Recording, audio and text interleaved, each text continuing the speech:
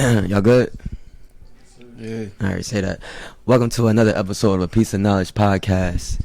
I'm your host, Miles Stacks, and today we got special guests in the building.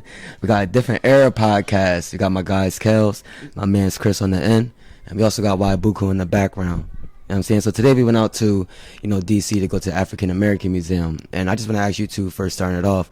What was something that stood out about the museum to y'all? What's something that, a piece of knowledge that you took from there? I would say just overall atmosphere of it because it provides a different aspect of what's commonly normally taught, like the education system, right? Because they give you like a piece there, a piece there. Most of the time it's slavery. You feel me? Like they just give you the slavery aspects of it, and they may touch on like some inventions, but they'll throw some names like Booker T. Washington, George Washington Carver. Right. It provides like a whole different outlook, and you get to see more figures that you might not necessarily be exposed to without doing your own searching and everything. But Right. How about you? It's just the profound history that we have, stretching from fighting in all the wars. Yeah. Our inventions, our musical talent and abilities to create what we have in our mind to bring it out to the surface. I think that's probably one of the most important things that I seen. Right. I was able to see that, and just like what Kels touched on, like people that we know and people that we don't know, and the fact that we were able to learn and gain more knowledge about the people that we were not predisposed to. Right. Yeah. No. Definitely. And I think like one thing that I picked up from from the museum was a person when you first go into the bottom floor of the museum. You walk in and you hear this guy speaking over the speaker. The speaker was Sun Ra. And the reason why he stood out to me was for, him going through like a personal awakening and trying to really find out more about his black history. So for me, it's like, as a young black man in this world, when we really learning all the ins and outs of everything, we go through a period in time as well. I see you wearing a Malcolm X hat. So, and you know what I'm saying, I know about you too. As far as like knowing more about our history, is like small pieces of information like that is very important for people like us. If we are really trying to understand the ins and outs of everything, So you want to touch on anything about, anything else about the museum?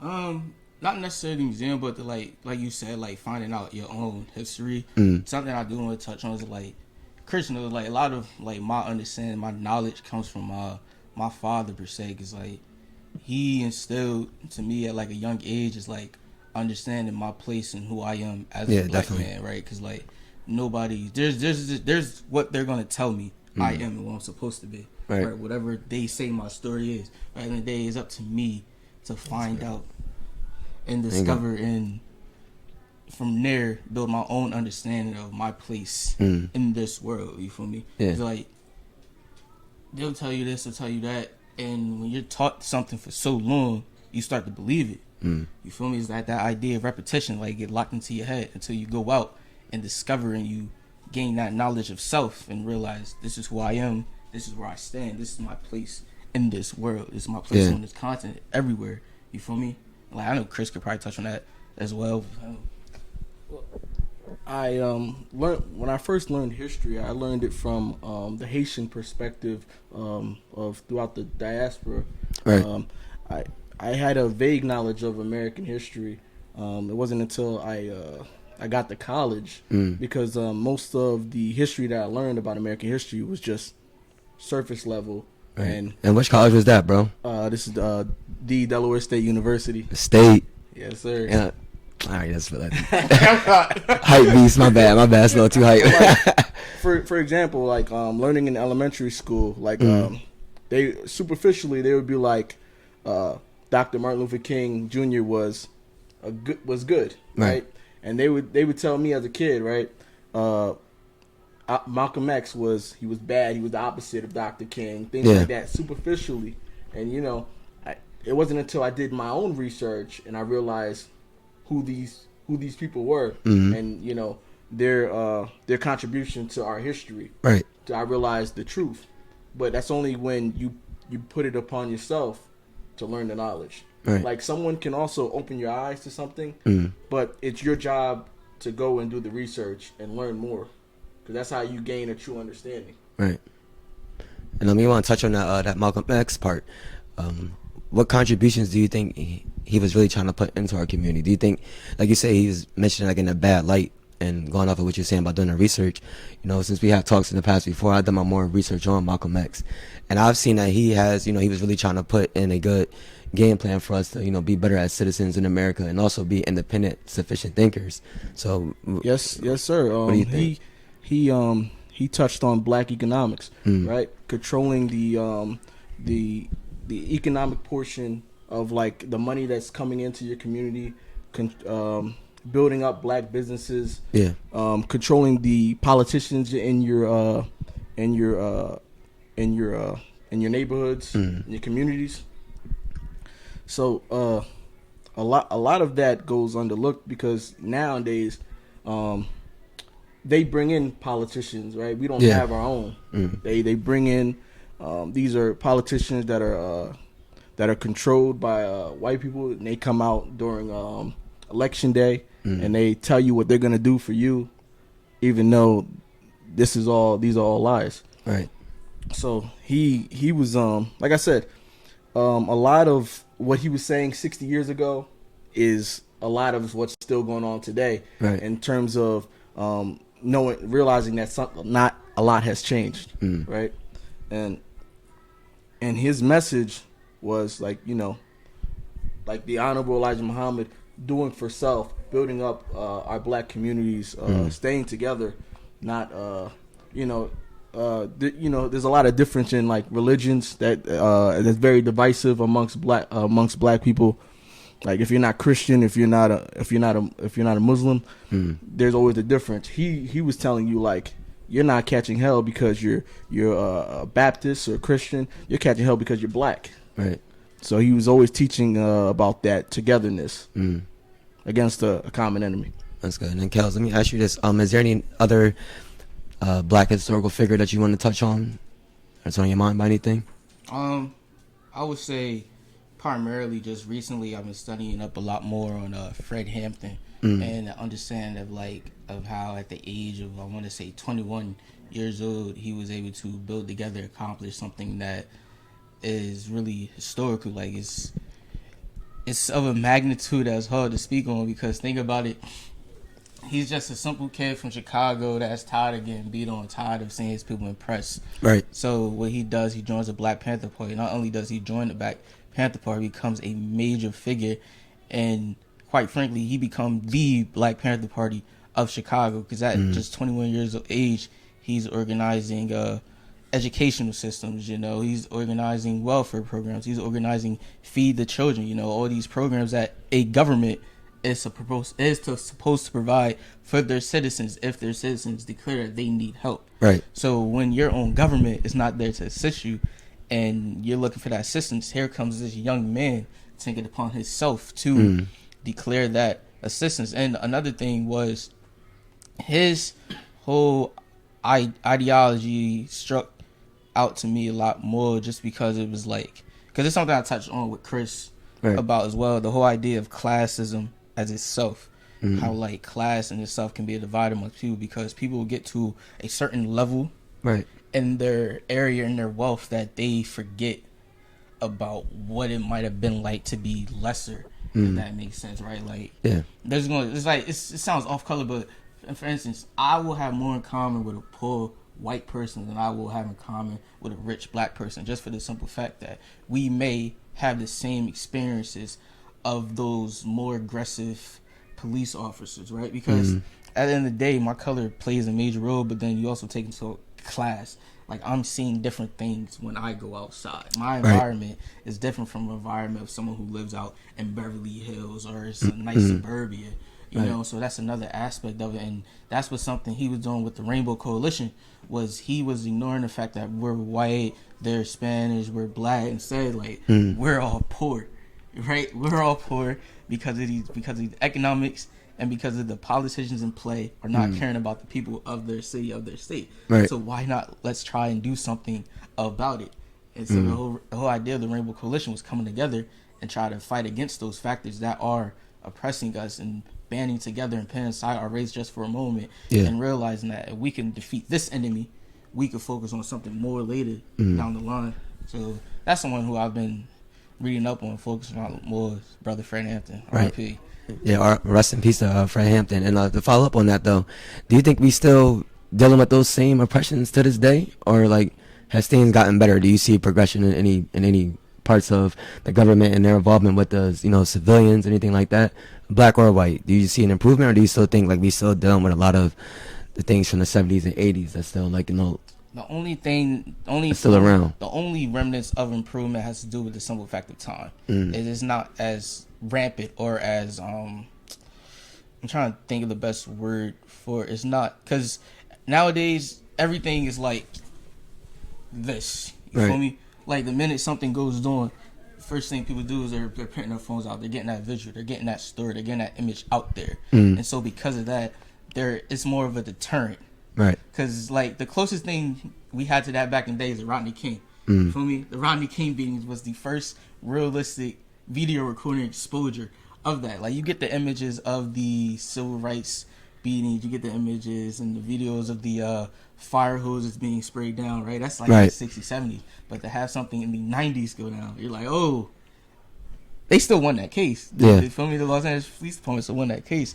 But I would say no, because you can go out right now. I go in the news right now, I can find a story of some black kid getting shot down, you know? Right. So like nothing changes. It's more simple. It's more of the fact that we're in a newer age. So what's happening is different things are popping out to try to distract us from seeing what's happening. Right. If that makes sense, you know? Yeah, like, definitely. Like you try to distract, you know, like the Romans or the Greeks used to do back in the Colosseum days. When the people are having an uprising, the people are wanting to riot, what you do? You tame them. You want how you tame them? You tame them with entertainment. Right. Let's put on a feast. Let's put on a big show in the Gladiator Dome. If the people are entertained and the people have something to get their aggression out, they stop worrying. They stop thinking about what's occurring on in the areas around them. No, You that's, feel me? I like that. I like that analogy you used with the Romans and Greeks. And then, Chris, I want to get your perspective on that as well. Do you see any improvement from our government?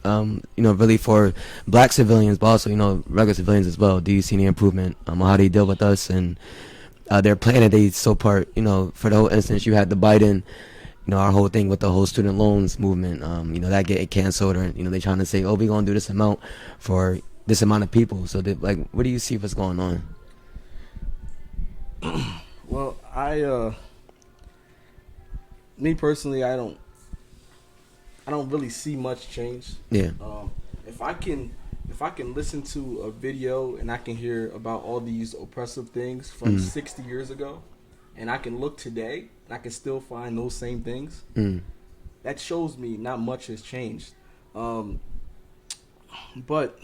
the idea of classism is something that confuses a lot of black people today, right? Because you can be a black person doing well, right? I can get that iPhone, I can get that Cadillac, and they can still not realize that they're still oppressed. You know what I'm saying? There can be a few people doing well, but if a large majority of black people are not doing well, your people is judged by your average, right? If an average of us are not doing well, it doesn't matter if a few higher ups are doing well. You know what I'm saying? We are judged by average. So if we, like, for example, like we are getting we're getting more educated. Right. We're going to college. But if you're going to college and you're still not getting jobs, is that a waste of time, a waste of resources at that point in time? I'm never going to say going to college is a waste of time if you're getting a college degree that's relative to the society, that's necessary to the society. So if you're going to become a doctor, lawyer, engineer, these are jobs that are necessary for the society to function. Not everyone is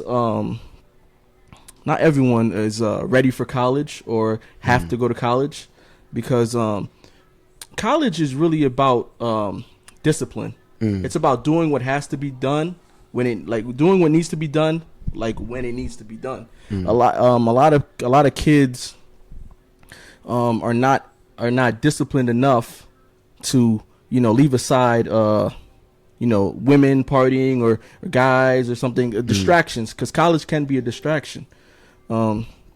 So a lot of people are not ready for college, and that's okay. Yeah. As long as they gain some skills, because as you know, skills pay the bills. If you're getting a license in being a plumber, and HVAC,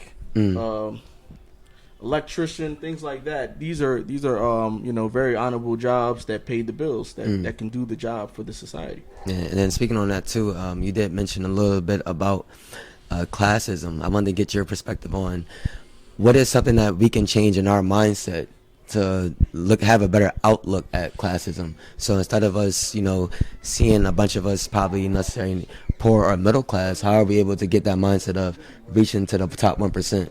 How would you get to the top 1% if you my mindset is I have to be exceptional. A black person almost has to be a perfectionist. Yeah. You're not allowed to make a mistake. And this is just the reality of it. Right.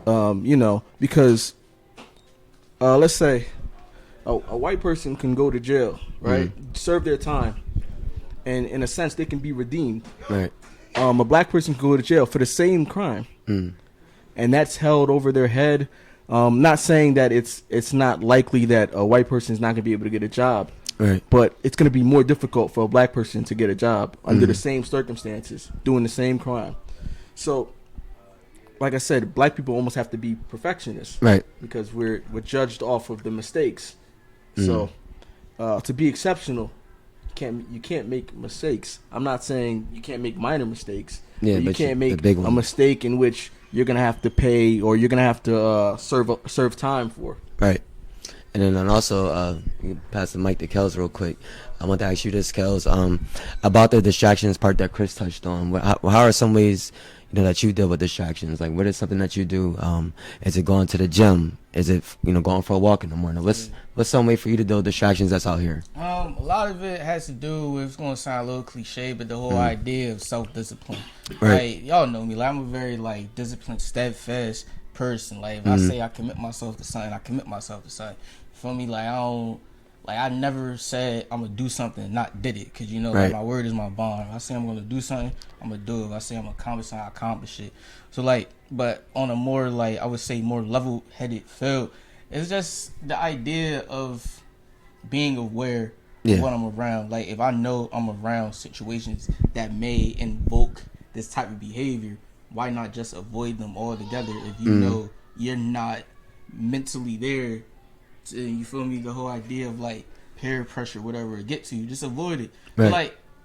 But usually I go to the gym if I need to clear my mind or something, but that's the perfect outlet because it allows you to just lock in and work at achieving something better, if that makes sense, because you're essentially just bettering yourself. Even if you're in the gym for 5 minutes, 10 minutes, 30 minutes, the fact that you went should give yourself a pat on the back in itself, because there's people who said they were going to go, they never go. They never go. You feel me? Fact. And so now what you're doing, you're making these excuses. You're building a force of habit of where you're making excuses of yourself. It's for yourself. And you think just because you're making excuses for the gym, it's not that deep. But no, subconsciously, it's a type of cancerous behavior, right, to where you start giving yourself excuses, and that type of behavior becomes acceptable to you because you say it for this. Next thing you know, you'll say it for that. Then you'll say it for this, and it just becomes a slippery slope of you not doing things you say you're going to do because of this happened, because of that happened. Oh, I couldn't do this, I couldn't do that. Right. You feel me? So like I'm saying, it becomes a whole idea of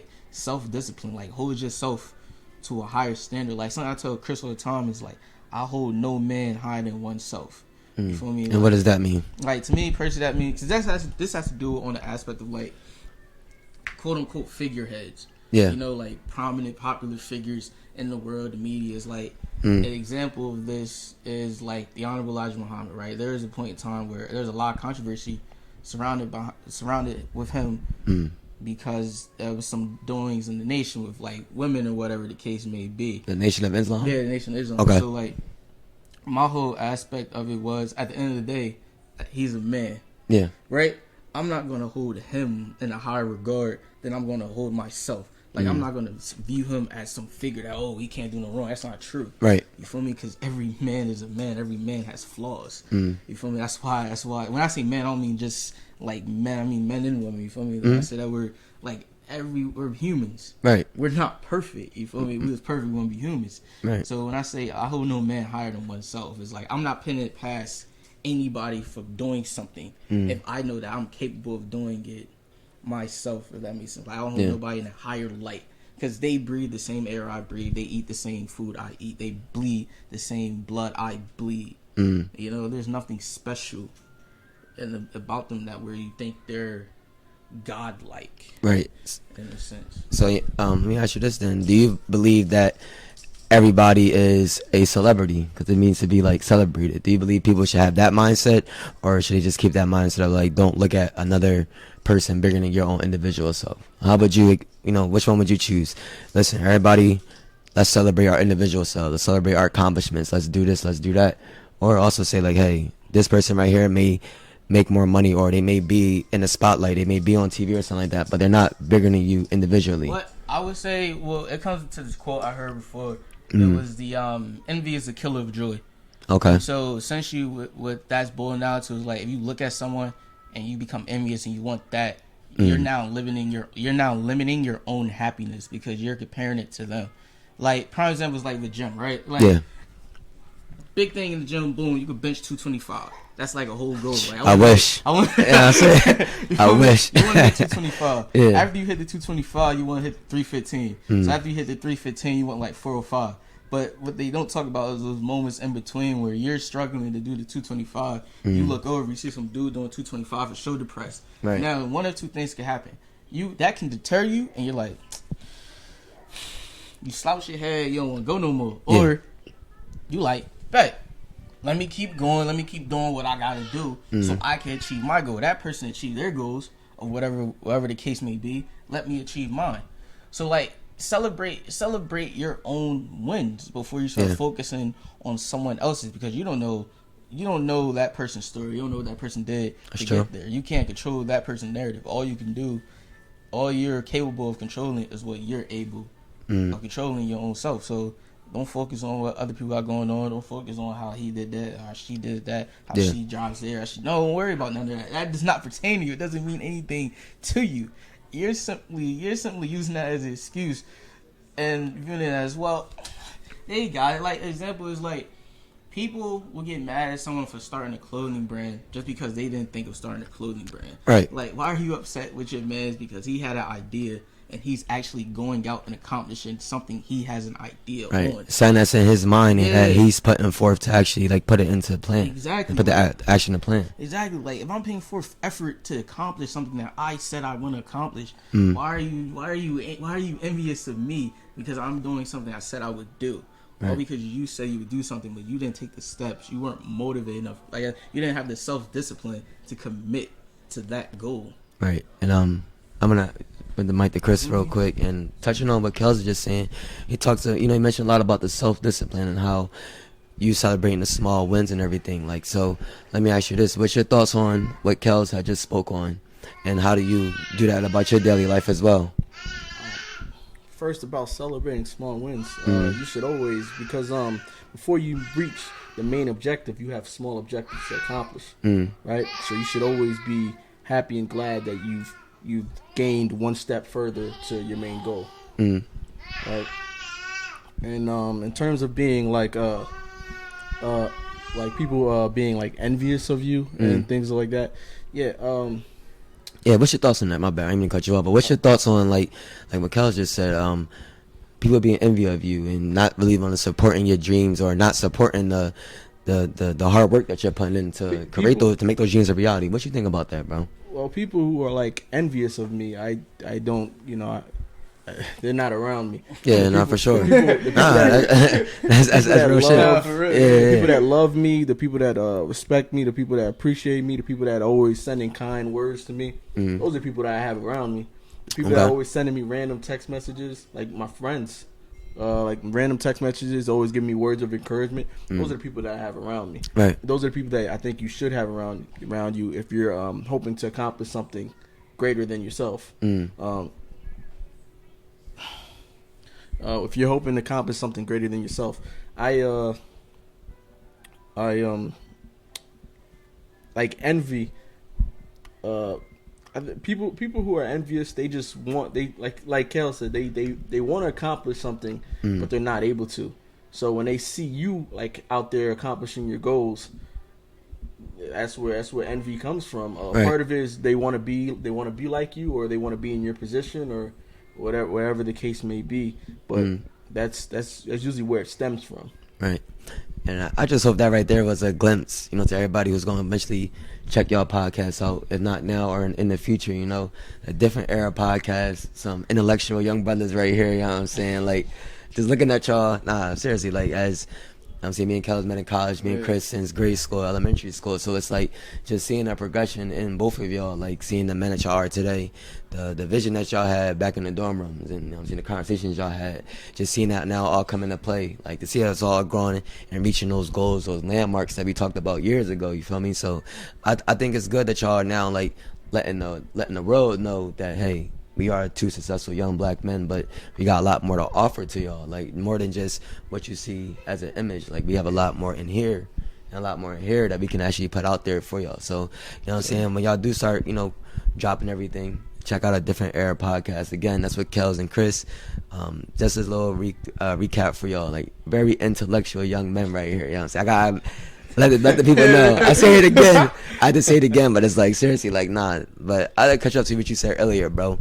You said Shaq is top 5, a top 5 player all time. Shaq is a top 5 player all time. So go ahead and give me a list again on your top 5 players. All right, I'm gonna give you my list. I'm telling you, y'all gonna respect it.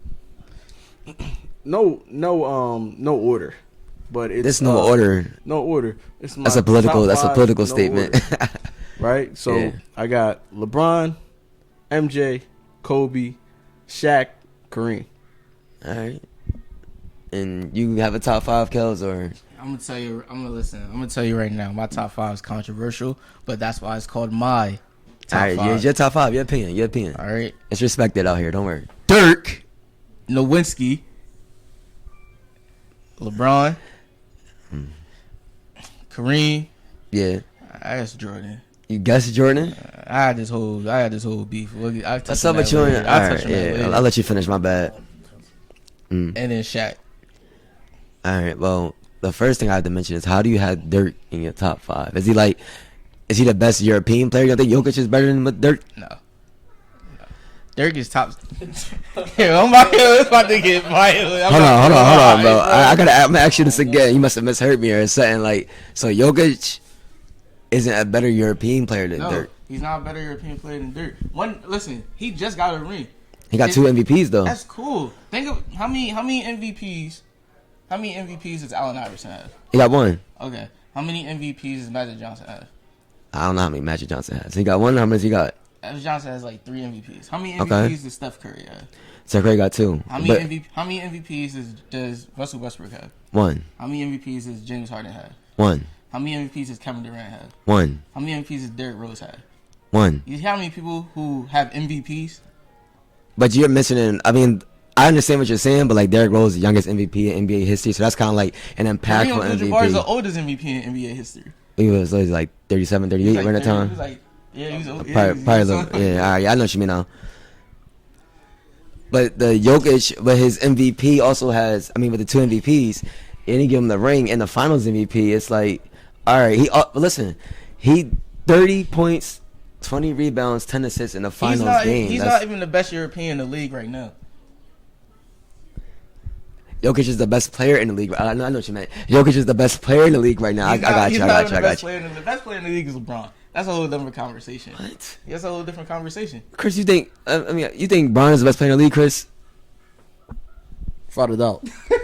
I think LeBron is. This is also come from a Melo fan, so I don't know if this LeBron is a bias or what. I don't think LeBron has ever took his foot off the gas. I think he's still the top player until someone's like, yo. Like until he's like, I'm retired. I think he's still gonna be the best player in the league. Best player in the league, though. I give him top 5, top 10 player in the league, but the best player in the league. Listen, right? Yeah. You know where Dirk sits all time in points scored? I know he's top 10 in all time points. He's not top 10. He's not top 10 no more. He had 30,000 points, right? He has 30,000 points. So I'm saying he's at least like what, fifth, He's sixth. sixth. All right, so he right there. He's Yeah. He's 6. 11? Bro, he has 30,000 points. He's 6. He's 6 all times in points scored. Okay. And think about it like this, right? You want to know why he doesn't? He doesn't have to do what Jokic has to do. He doesn't need to do the passing. He don't need to do that because I'm dropping 50 on you. Okay. I'm dropping Jokic dropped 50 50 in the playoff game too, though. He's out here getting 40 and 50. Yeah, so I'm like Against the Heat? No, against the he did against the Suns. That's against DeAndre. Against the Suns? Did DeAndre Ayton. What did we do to the Suns last year? We sent their team in rebuild mode. And he's a Mavericks fan, so he'll probably a little biased on this. It's not biased. We sent their team in rebuild mode. They over here had to grab Bradley Beal and Kevin Durant. Yeah, you think that? I'm speaking about that. You think that's gonna be anything it's in the a bucket West? though. That team's a bucket for sure. Yeah. It's a whole lot of ISO is gonna be called. Yeah, A whole lot of ISO. All right, so if you had early predictions, Chris, who would win the West next year? Just an early finals prediction, nothing crazy. It's me personally. I think it's between the Lakers and the Denver Nuggets. You know why it's between the Lakers? Go ahead. You know why the Lakers are an option? Why? Because they have LeBron. No, listen, I'm not gonna say nothing against that because I don't want to come off like as a Bron here or anything like that. I love Bron, you know what I'm saying? So I'll definitely give you that. Bron definitely, and it's weird because he can still control the game at 38, and he'll be 39 next year. This year, but 39 for this following season coming up. But it's like Bron still control every aspect of the game. But do you see like how it's weird? Even though he dropped 40 in that last game, it's kind of like his points are kind of like less impactful in a way. Like, am I making sense with that? Y'all, you know what I mean? I see what you're talking about. But, Yeah.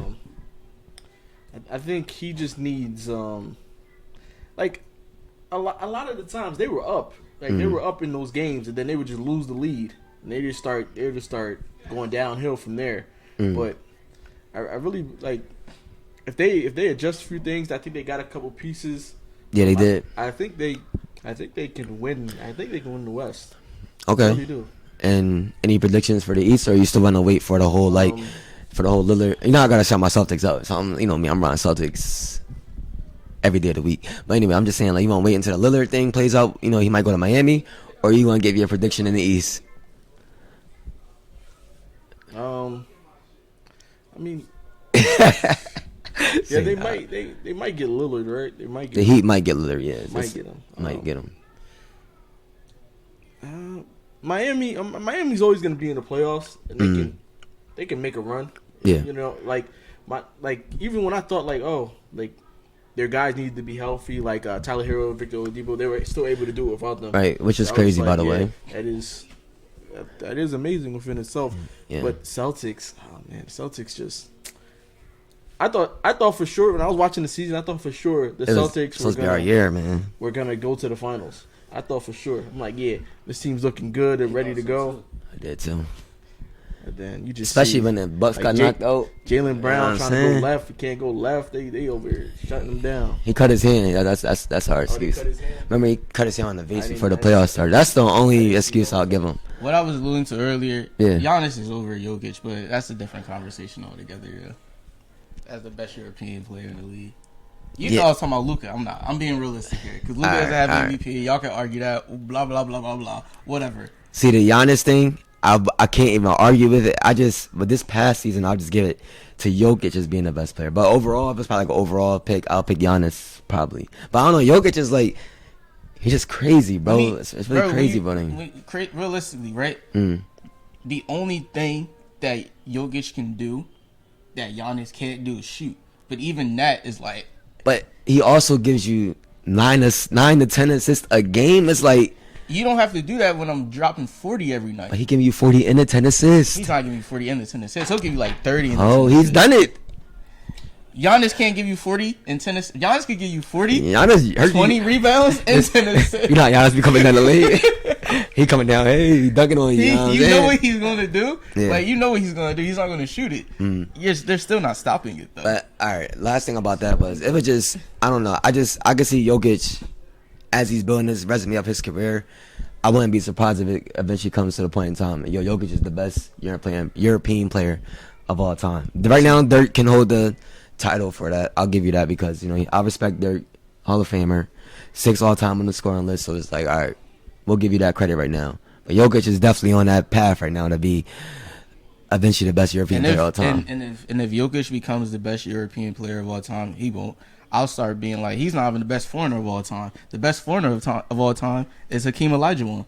Or Tim Duncan, if we really want to be technical. Yeah, because Tim Duncan's from the Cayman Island, Virgin Islands, something like that. Yeah. I love Hakeem, though. Hey, you know what I'm saying?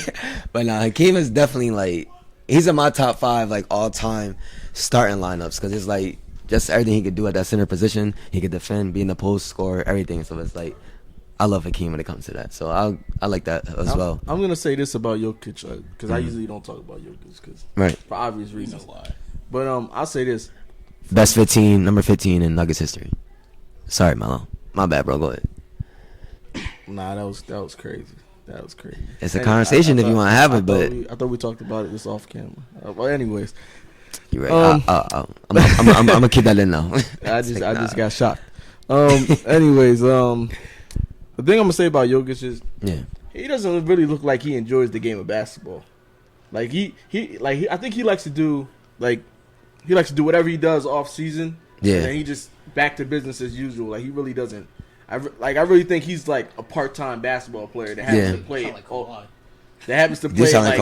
season. But they be nice, so it's kind of hard to really. Say. Yeah, so I'll say that about him. For as good as he is, he doesn't even look like he likes to play basketball all the time. Yeah. All right. Anything else to touch on that? Let me ask you something, right? Yeah. Forget the top 5 all time, all that. Who are the best 5 players you watched play? In person or just in general? Because let's be realistic here. None of us seen Jordan play live. The Jordan we seen was YouTube. Wizard Jordan. That wasn't even. You feel me? That wasn't nothing crazy. Players you actually watched and can remember watching. Oh, I'll guess easy. I mean, one is gonna be is obviously Bron. Kevin Durant is up there. Derrick Rose for me. Let's see. Outside of those 3, the next 2 I would probably say 2019 Kawhi. That Toronto Raptors run. We did the Applebee's every time watching them games. But he'll probably be 4. That version right there will probably be 4. And then let's see. No, I can't let that go. What, 2019 Kawhi? I remember in the group chat vividly when crazy. I said, "Yo, Kawhi's about to get a ring. Just y'all wait." What did y'all say? What did y'all? Don't say y'all. What did you say? Yeah? I wasn't rocking with him at that time, but he earned my respect after that. I said I want to see how Kawhi does outside of the Spurs system. I never said he couldn't do it. I just said I want to see him outside the system. Right, but Kels was the first one to call it though for that, because I was saying, yo, Kawhi's a system player. The Spurs made him all that stuff, and then next thing you know, But we were talking about the best players we ever seen live. Yeah.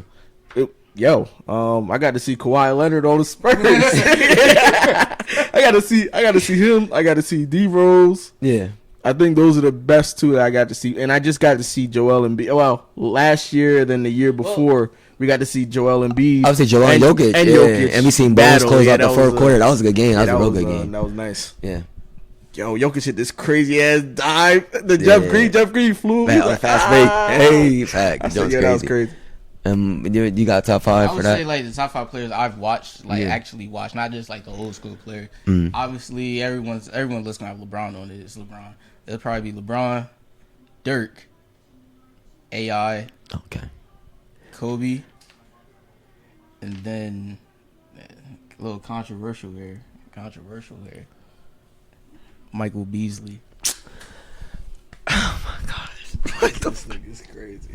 It's crazy. Listen, Michael Beasley's a bucket in practice or in certain spurts, but alright, I'll give you this. Michael Beasley definitely is one of the most talented people that we've seen in the league, but I don't think his stats would back up that argument. I'll say that. We're talking about now. We're just talking about best players we've seen on TV. We watched. Yeah, it's Kobe, Shaq, LeBron, Melo, D Wade, and T Mac. Yeah, T Mac. A realistic answer: no, Michael Beasley. It's probably no joke. It's either, to me, it's either Kevin Durant or Tim Duncan. But I'll probably lean more towards Kevin Durant just because it's Kevin Durant. Yeah. All right, and then I'm saying, how about this? You guys trying to say Buku? We talking about the best players we've seen in person? Yeah, or on TV. All right, I would say in person, the best players I've seen in person was Carmelo. It was like either his rookie year or first year. Yeah, it's a killer. He played the Sixers that night, so I got to see AI play in person. Yeah. I got to see young Andre Iguodala. Like, not like old Iggy. I'm talking about like when he was drawing with the Sixers. Yeah, high flyer Iggy. I seen James Harden play. I seen Joel Embiid play. And who else I seen? I would guess, since in person, I would have to say DeMar DeRozan. DeMar is definitely a bucket, like, too. Yeah, he's a bucket. He's but really like a bucket. that's who I seen in person. Facts. But like just watching Top on TV. mid-range in the Like, game. if we talking about on TV, like, of course, it's this like the simple like greats that you guys have been saying so far. But that's who I seen in person. All right. And so we talked about this a little bit earlier.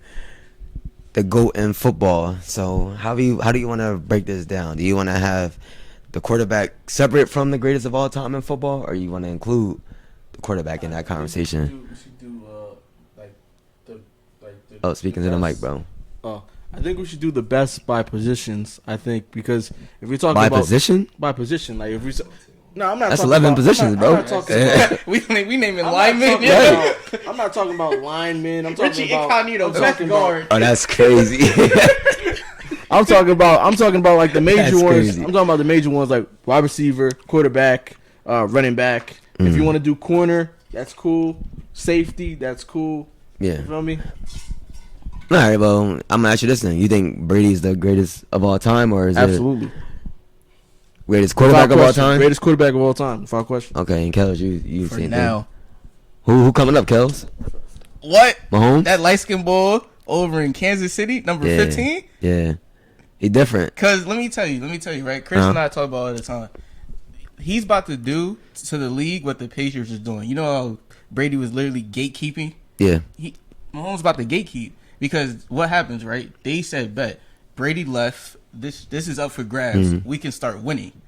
Then Mahomes said, I don't know if y'all about to start winning. Yeah. Because we talked about previously, since Mahomes started going to Super Bowls, only 2 quarterbacks have been able to get rings. One was Brady. The other one was Matt Stafford. Yeah. Matt Stafford's probably not going to see another Super Bowl. Yeah, he had like a back surgery or something like that. Something crazy. You feel Yeah. me? Elbow And was messing up Brady's too. out. Yeah. So that leaves only Mahomes realistically. You don't think Joe Burrow gonna have a little something to say in there as well? What's about to happen? They're about to have the Tom Brady, Peyton Manning thing, but we see who won that battle at the end of it all.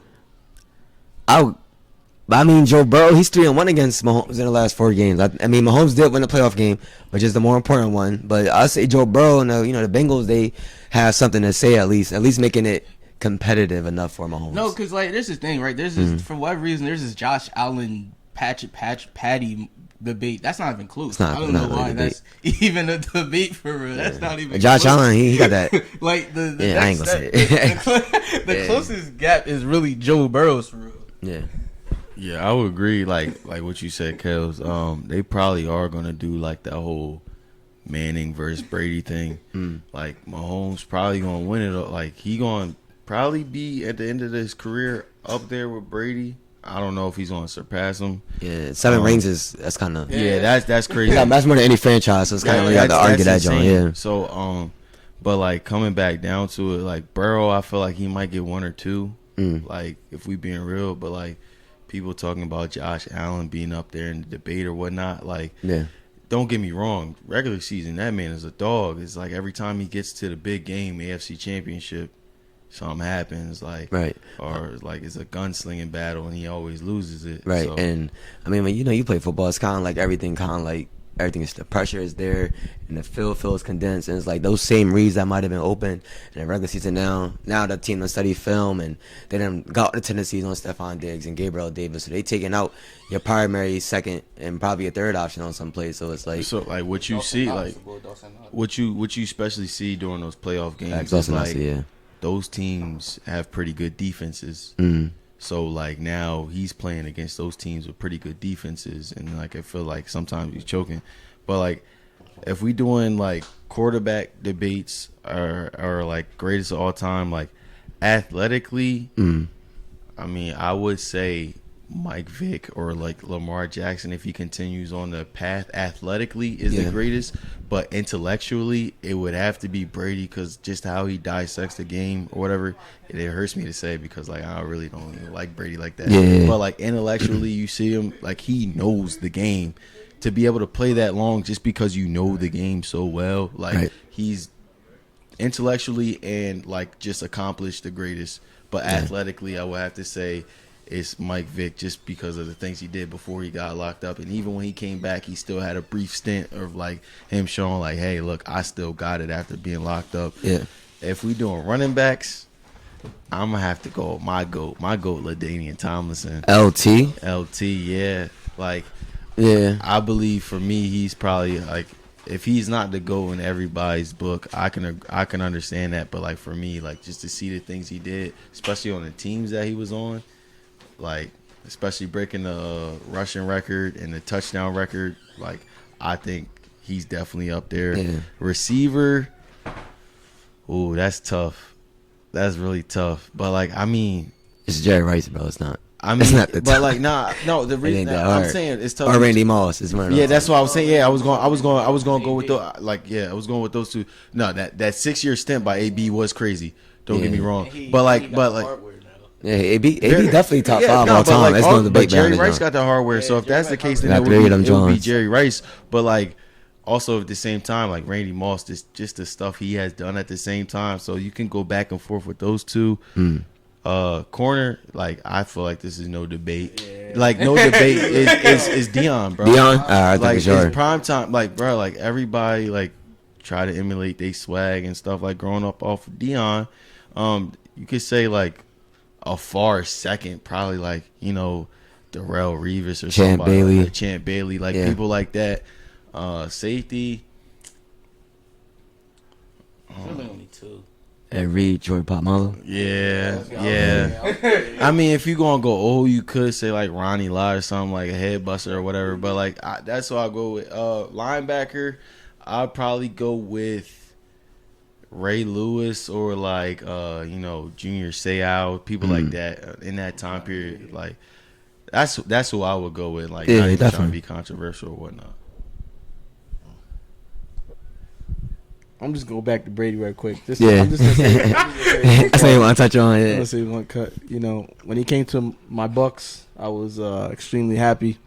You a loyal Bucks fan too. I'll give you that. Yeah, nah, he really is. And I'll give you that. And the controversy, the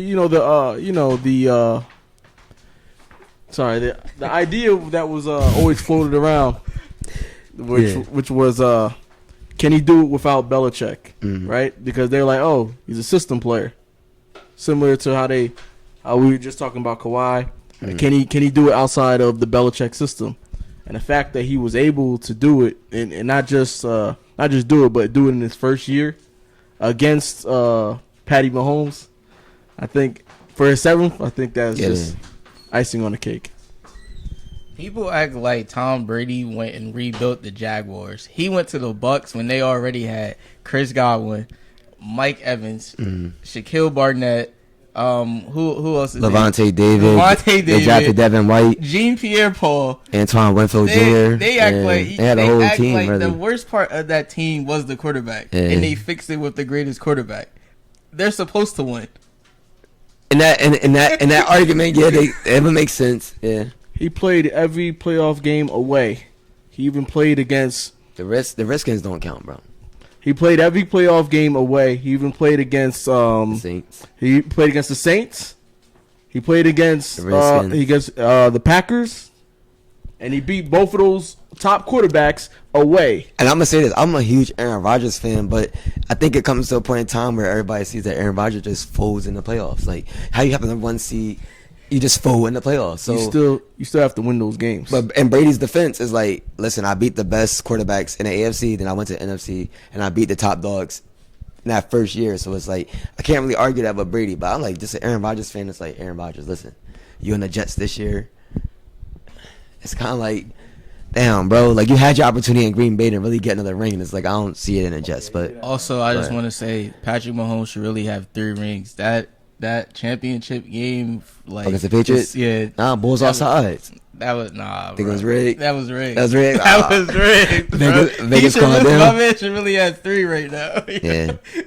Because that's the same thing with Yeah. Because that's like the same thing when they was going against the Rams the first time in the Super Bowl. And then Aaron Donald get like a roughing the passer call or something crazy. You talking like about the Patriots and Rams Super Bowl? Bro, the only reason they called that was because it was Tom Brady. Yeah, and that I mean, I'm gonna go to that roughing the passer. Do y'all think the roughing the passer penalty is like called on the softest hits on the quarterback? Like, do you think it's like at this point in time, it's like an overrated penalty? Cause just because I touched the quarterback and his helmet without forceful, maybe just a tap on the head, they be calling the flag. It's like, as a football fan, it's like, there's no way you're calling the roughing the passer on some of these hits. I ever see the videos about back in the day when they used to close, they used to pick these bulls up, flip them on their head. Yo, I don't know how they ain't break their necks and stuff, bro. That's crazy. Crazy. They was on drugs. Lawrence Taylor. It was crazy. Right? LT had I seen an interview with him. He was talking about how on one game he missed the whole first quarter of a game. Yeah. You talking about the Saturday? It was like a Saturday night or Sunday night football. Yeah, Sunday night football game, and it's like I guess he thought they was playing on Monday, and he wound up missing the first quarter of the game. Like, let me ask you, right? Since we touched on LT, controversial, LT or AD? Oh, LT. LT over AD? Yes. You giving me an edge rusher who can't be blocked? It's like Aaron Donald can't be blocked in the interior, but he it's can like, play edge too. Yeah, but he's not running LT. Yeah. LT literally like changed the game. He made left tackles the blind side. Like, feel me? He made them get that money. Yeah. And then and like he said, Buku said, Joe Theismann incident. Like, yeah, LT always remember in football because of the Joe Theismann injury. True. And he made the left tackle. They have a whole movie called Blindside for Michael Orr, but the first clip of that movie is LT. Let me ask you, because come off the edge. AD my man's, and he's probably on like his last door. Couple years, yeah. Is he to me? He's probably like the greatest defensive player of my generation type. Yeah, without a doubt. Yeah. Like you said, Aaron Donald could go inside or the edge, but if you watch any clip of Aaron Donald, he's literally doing defensive end moves at D tackle. He's chopping, he's ripping. It's like, whoa, hold on, slow down, brother. Like, you going a little too fast. But yeah, Aaron Donald, he's number 2 all time for me as far as defensive player all time. Like, we watched the Super Bowl, bro. What Sean McVay said? He said, "Get it." Yeah, make that play. and Aaron Donald did the ring celebration after that. Like, yeah, he literally stopped Joe Burrow from making an open pass. Ramsey fell in that last play. A lot of people forget he actually fell in that last play, and Jamar Chase is actually open. But Aaron Donald created that pressure. I'm saying, to make that Aaron throw. But yeah, no, I think that I like the Aaron Donald conversation.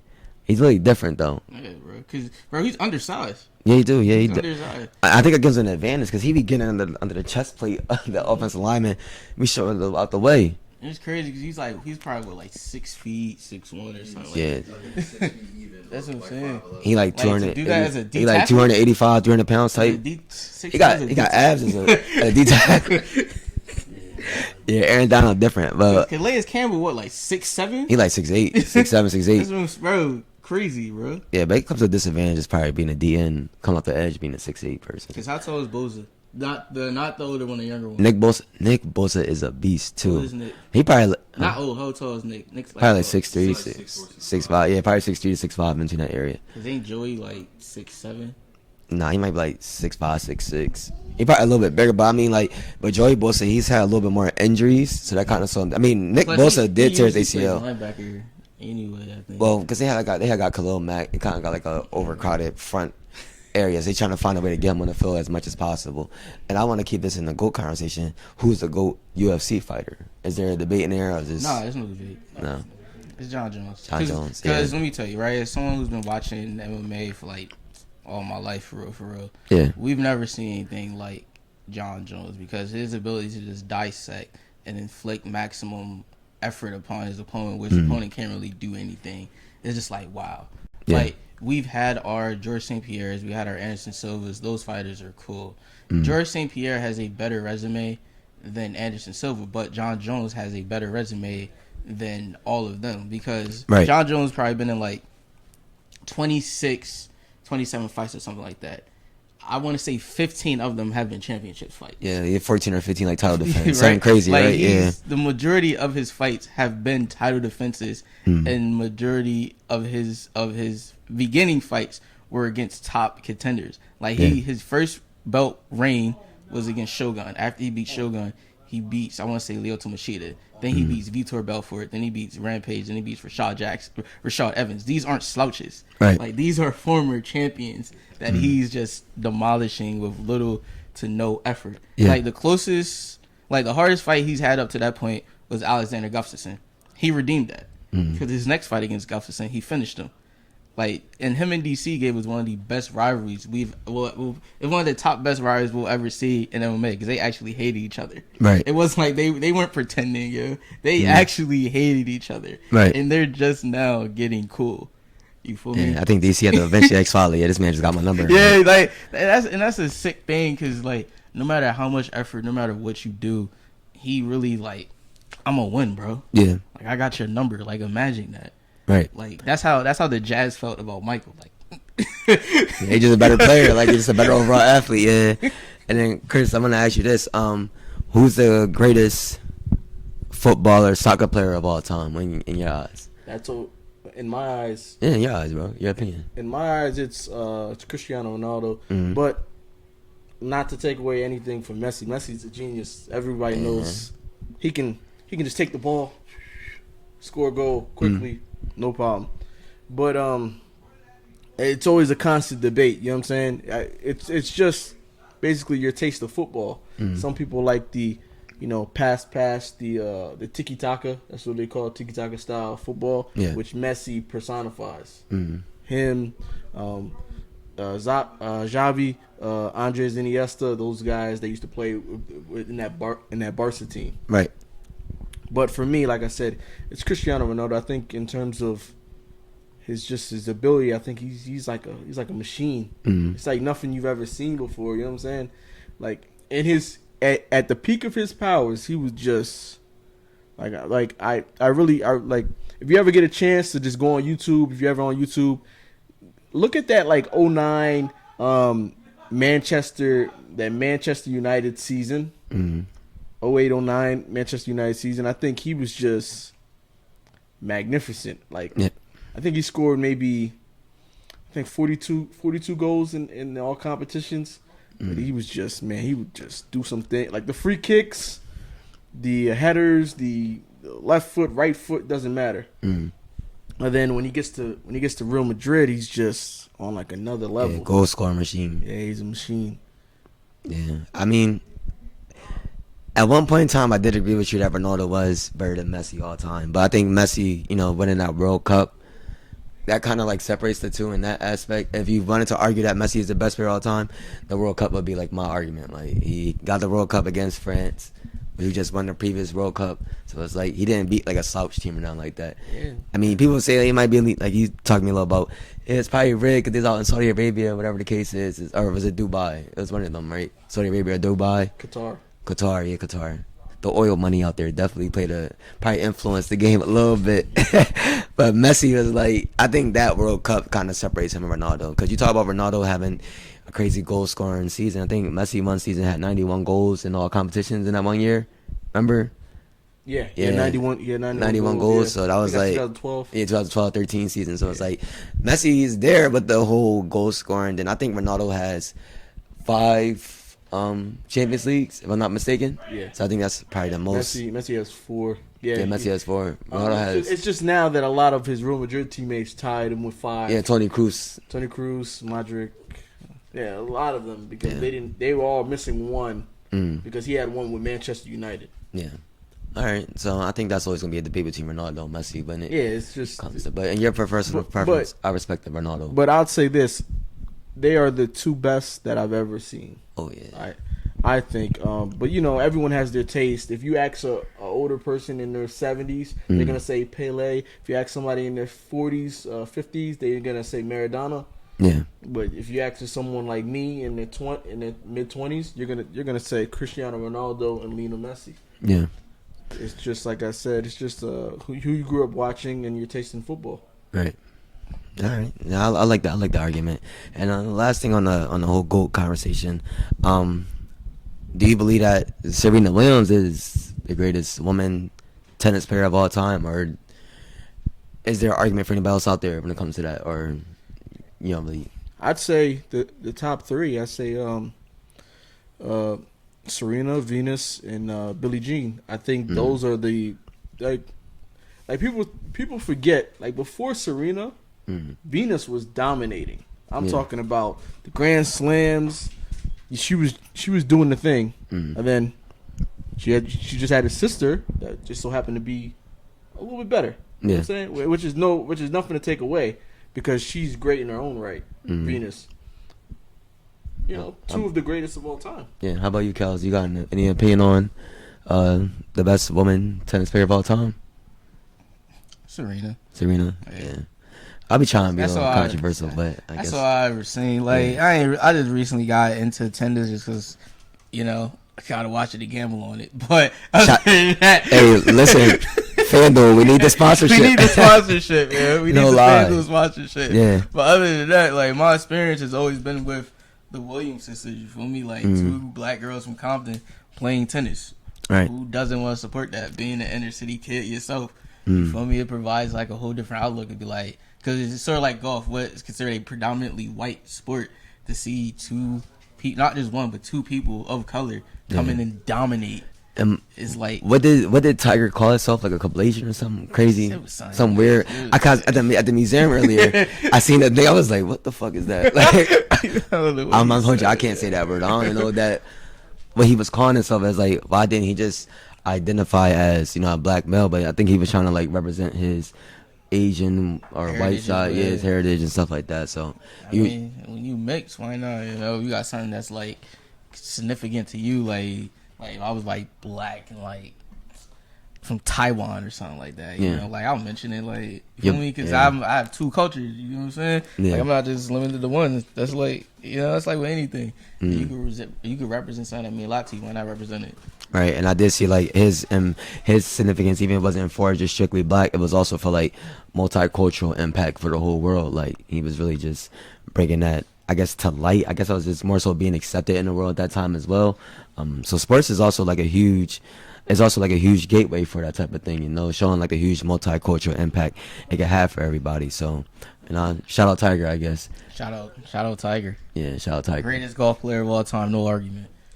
It also makes you extremely marketable, because you're able to reach that Asian continent, or worldwide, because Africans and Asians are all over the world. So yeah, and you think when it comes to marketability, you think it's important for you? How would you go about it? Because this is one thing I've also gotten more into. I see like a lot of black speakers or black entertainers, like, they mention that they are black, but then they also go about the route of I want everybody to support me. So it's like, do you keep that, I don't know what to call it necessarily bravado or like a black arrogance, but it's like, do you keep like, I guess, being a black person at the forefront of everything, or is it more important to, like you said, reach those other markets? How would, like, what's your thought on that? Me, I'd say, don't compromise yourself. Do what got you there. If you was a black man when you got there, be a black man when you're standing up in front of millions of people. Yeah. Because at the end of the day, you make a mistake, what are they gonna see you as? A black man. Right. So, like I say, be true to yourself and be what got you there. A lot of people, when they reach a certain height, they kind of forget who they are and forget where they come from. Yeah. I think you should never forget, because that is what keeps you grounded. So that's all I can say to that. Yeah, what you think, Kels? That also touches on another thing about LeBron. Like, he never lets you forget that he's just a poor black kid from Akron. Yeah, facts. Like, he never lets you forget that. Like, he's even going so much as like to provide back to his city and like rebuild schools and provide housing for the mothers and parents of like his communities and whatnot. Right. Other GOATs, on the other hand, they don't really do that. I ain't gonna drop no names, but he said Republicans buy Jordans too, don't they? Yeah. I mean, that's all I'm gonna say about that. Touching what Chris said, you know, like don't forget who you are. Don't forget what made you, because at the end of the day, the very same trials and tribulations that you may not want to think about and might pull up harsh feelings, the same trials and tribulations that got you there. Right. You know, help mold and build you to the character that you are today. But that's like with anything. Like an easy path is never a path worth telling. Right. You know, like you got a sugarcoated story. Who cares? Everyone loves the underdog. Everyone loves the kid that shouldn't be there. Right. Right. So like, why stray away from that if that's genuinely you? Don't go out and fake it. But like, if it's genuinely you and that's actually who you are, don't forget about it. Because little do you know, you're the inspiration to that little black boy that didn't know he could accomplish something, that thought he was limited on what his perspective outlooks on life were. Right. So until he sees you, he didn't know what he's capable of, but then he's like, wow, not only does he look like me, but he's dealt with some of the same things that I've done as well. Like representation, that means everything. Yeah. Right. Bam, there you go right there. That's a key segment right there. Representation. I think that is definitely needed. You know, us being black men, being successful, representation is what matters the most. Right. Because back in the day, for example, the doctor lived in the same neighborhood as everybody else. They weren't able to go to the white neighborhoods at the time. We're talking about the 50s and 60s, right? So, those black doctors, you were able to see them. You were able to talk to them. You were able to, because you're able to see something, you know you can achieve it. You know what I'm saying? Like I always use the example of my mom, right? My mom's a nurse. Yeah. I'm a nurse. But being with my mom, being able to talk to her, being able to get advice from her, being around her, that lets me know that I could do it because my mom could do it, Right. and because she's there. Representation. Yeah, and do you have anything else to touch on that, Kels? Yeah, just real quick, like what Chris was saying, that also piggybacks on what I was speaking on earlier, the whole aspect of classism, how like people who reach a higher status, it separates them from the people they came up with. I'm not saying that's, like, I understand growth, but at the same time, don't forget about the others back there who Right. you might can help. You know, like you can't save everyone. That's a hard truth about it. Like some people just don't want to be saved. You can't save everyone. You got to realize that. Right. But at the same time, those there who just need to probably see that they're capable of doing more than what they're told that they're capable of. You feel me? Like you're saying, like, oh, because you're a doctor. Like, I understand you have these more affluent opportunities and you take those opportunities. You want the best for yours. I understand that 100%. But also think of what it was like when you were a kid and you didn't have that, and you wish how you could have had somebody similar in your life to be like, hey man, you can do it, or like you can do this, but you didn't, but you still do it. So why not be that for somebody? Right. You know, why not see what you can do? Just being able to sit down and chat, right? You know, just even the little things. I'm not saying I'm not saying none of that. Just a simple conversation and providing some enlightenment to a child or like anyone who might need that little push of realization, like, hey, I'm not limited by the color of my skin or the area I live in. Yeah. Like, I can accomplish great things. Right. And I think that's definitely important. Both of you two touched on the importance of your parents playing an important role. So I think that is something that can't be overlooked. Is that they gave y'all both the confidence, to believe in the abilities that you can really put, into this world. So, I just want to shout out y'all, what I'm saying? Shout out A Different Era Podcast. I appreciate y'all coming on the podcast today, what I'm saying? Like I said, two intellectual brothers right here, you know what I mean? But nah, seriously, like the stuff that we touched on today was very important. And like he's talked about, it is important for us to give out that message to young black men who could possibly want to step into this field, or not even that, just it could be nursing, or like you do directing, you do stuff with cameras and stuff like that, you know what I'm saying, and actually producing things on the back end. So it's like just giving people those different outlooks on life, and I think that's very important. Showing y'all like the athlete, the entertainer, like those are important roles for us as well. But like Chris touched on earlier as well, getting into those other professions, those other trades, those other like skilled trades and some saying things like that. So know what I'm saying? Like, again, I want to appreciate y'all coming on the thing. Anything else you want to touch on before we wrap up the episode? Listen, man. Everybody can make music, bro. Yeah. Nobody want to hear that track. Go ahead, grab a wrench. Go ahead, learn how to change that oil. Yeah. All right, it's all right, bro. Change the oil. It's yeah. okay. Go change that oil. Understand? You feel me? Well, yeah. That's all, though. That's all. Yeah. How about you, Chris? Anything else before we go out? I'll just say, through all the trials and tribulations you may face, always believe in yourself and always have the confidence that you can achieve something. If you have a dream, hold on to it. To those you love, share that dream with them, and always keep it in the back of your mind that you can do whatever you set your mind to. Right. And Buko, you got anything to say before we head out, bro? Like Kel said, yeah, not everybody can make music, but listen, there is stuff you can learn how to audio engineer. You can learn how to, market and people, because that's what those people need. So you learn skills, I would say.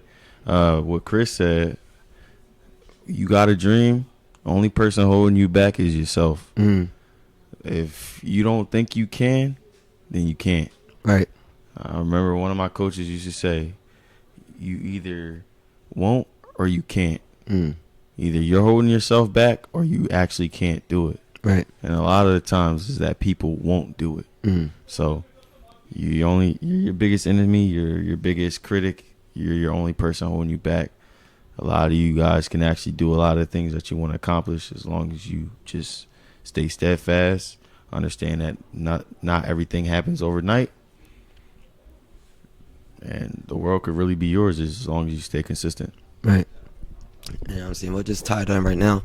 I think the biggest message, from today's episode would be about the discipline part that you two touched on earlier. And I think that plays a part in not only in the sports, not only entertainment, but it could be the everyday job life, is that discipline, that doing the hard work and doing that nitty gritty detail, you know what I'm saying, that sometimes people do skip over, or they don't, like Zach said, they won't do it.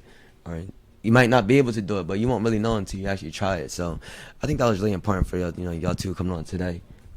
Really giving that message out, and like I said, really touching on those key details and the political figures, not even political figures, but those important black figures that you brought up today. Each one of those people had that discipline to be great. That discipline, they had that will to be great. So I think that was very important today. And again, I appreciate y'all coming on today, dropping that insight for everybody. You know what I'm saying? Peace of Knowledge tuning out. I'm not gonna do that. I'm gonna cut that out. Peace of Knowledge podcast tuning out, man. Hope y'all enjoy the rest of y'all evening and rest of y'all day.